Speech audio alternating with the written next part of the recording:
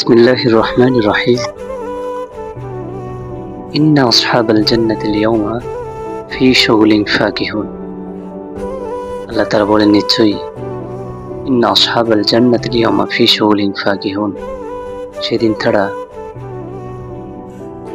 আনন্দে নিমগ্ন থাকবে। সেদিন তারা আমার দেওয়া নেয়ামতগুলি তারা ধীরস্থিরভাবে, তারা নির্বিঘ্নে,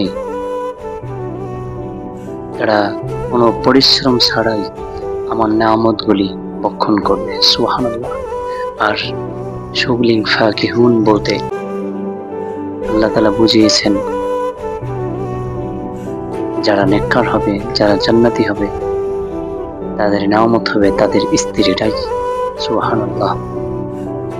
আল্লাহ তাআলা সেদিন কাল কিয়ামতের ময়দানে যারা আল্লাহর প্রিয় মকবুল বান্দা হবে, তাদেরকে স্বামী এবং স্ত্রী উভয়কেই আল্লাহ তাআলা জান্নাতে সাজাইয়া গোজাইয়া তাদের সামনাসামনি হাজির করবেন।